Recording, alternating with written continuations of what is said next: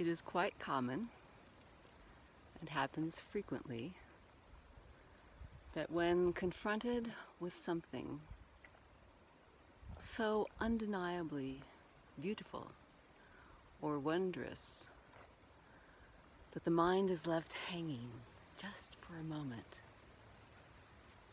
and there is experienced a brief glimpse of seamless ease, of the disappearance of the imaginary line between inside and outside, between observer and observed, between awareness and perception. And when the brain kicks in again, well, what the brain does is describe what's going on using learned, shared words. And so the brain, trying to throw a lasso around what has no edges, this uninterrupted symphony of perception, looks for what to call it. And it may call it love, or it may call it oneness, or peace. And as this experience is so undeniably wondrous, then you go about trying to recreate it. And if this glimpse is associated with a person or love, then you will try to be around that person. And if it's associated with certain words that you've read, well, then you will try to read more of these words. Or if it's associated with a beautiful place in nature or all of nature, well, then you will try to hang out in nature. And if it's associated with this cessation of thought, then you might start trying all kinds of methods and practices in order for thought to cease.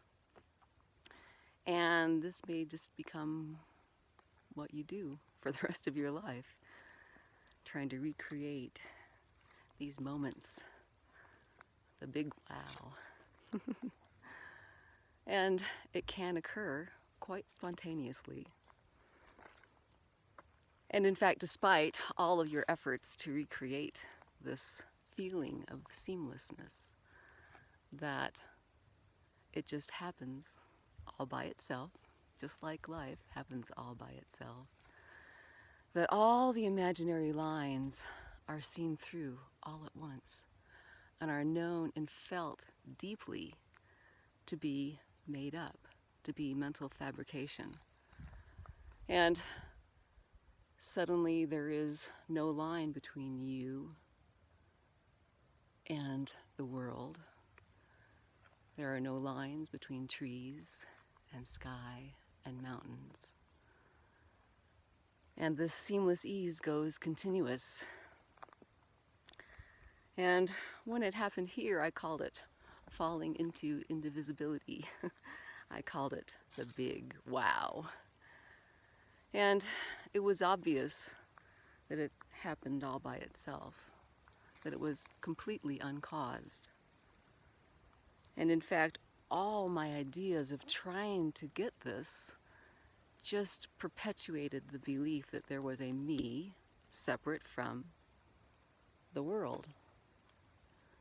And imaginary separation is not a bad thing, because it creates you and me and love and beauty. But when believed in, it's like every imaginary line is like a knife just stabbing you.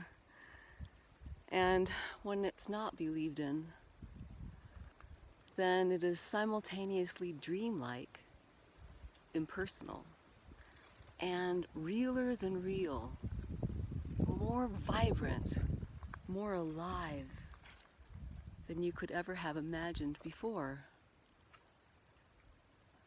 And once this shift happens, called awakening, there's a lot of words for it, you can't go back. You can't put the blinders back on of seeing the world as made up of separate bits that's separate from you, which really hurts. So, all efforting to make this happen will not make it happen, and yet, as long as you feel separate, you will try to glue together what has never been apart.